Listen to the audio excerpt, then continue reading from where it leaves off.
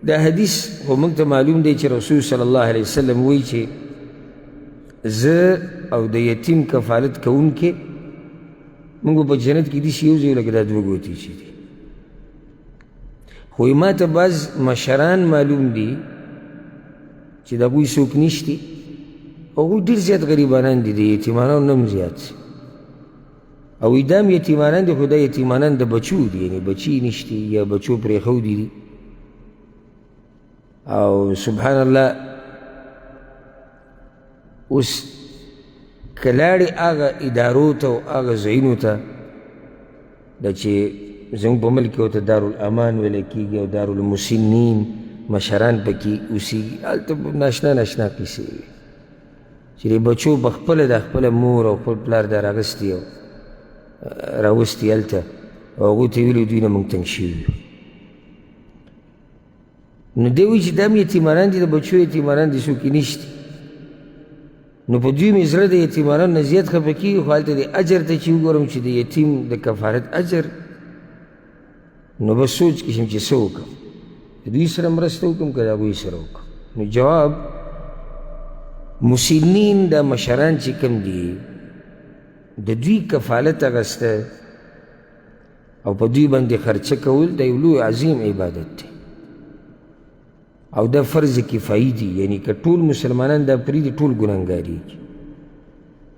یعنی لازم به بعض مسلمانان د دوی مرسته کوي.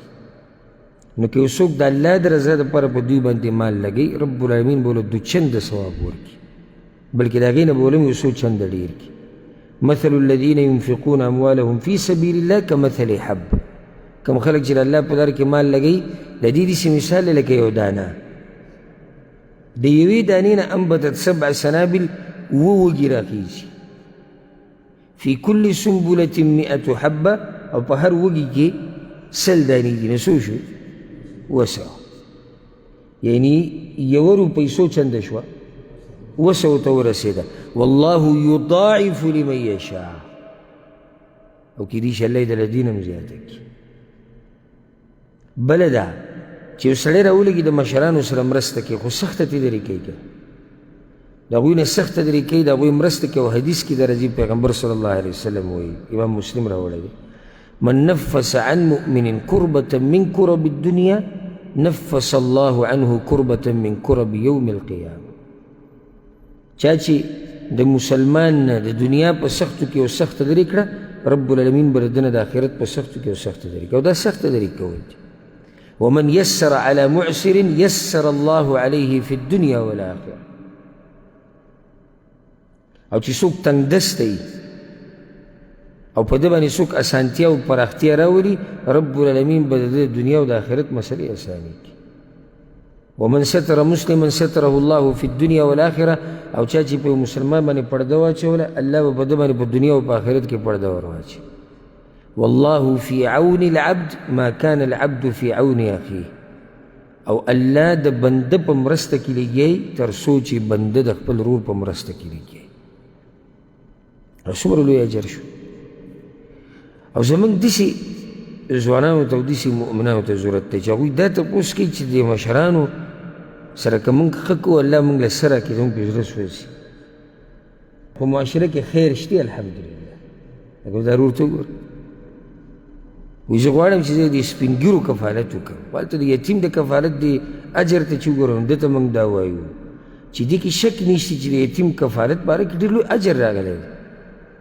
خو انسان حالاتو ته ګوري چې کم یو زیات محتاجي د هغه سره مرسته کولو کې بیا اجر زیات دی.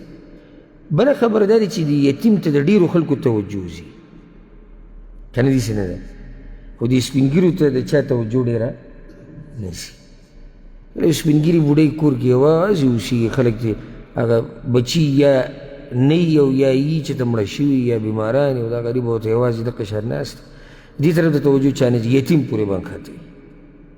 نو موږ دا وایو چې کله په دې مشرانو باندې سخته د یتیمانانو نه ډېره یو ستا مخې ته رالو، نو بیا مرسته چا سره وکړه؟ مشرانو سره. الله به دله اجر ښه ډېر درکړي، او د هغې نه به زیات اجر درکړي کوم چې یتیم په کفالت کې دی، د الله نه به امیدونه ساتي. ته د یتیم کفالت کې مطلب څه دی خرچه پې کې که نه خیال یې ساتي د خوراک د څښاک د هسپتال د هر څه دغه شان ته د بوډا به خیال ساتي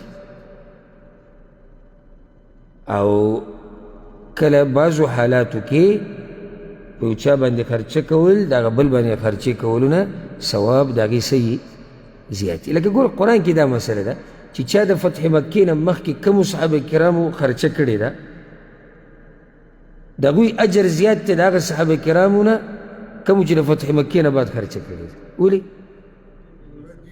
فتح مکې نه مخکې حالات ډېر ګډوډ د مؤمنانو غریبي وه جهادونه وو جنګونه ډېر وو نو په هغه وخت کې مال لګول هغه ګران کار و غریبۍ کې مال لګول ګران کار وروسته خو بیا الله په مؤمنانو باندې دنیا څه کړه پراخه کړه مکه چې فتح شوه بیا خو د مؤمنانو یو نوم په دنیا کې وچلېد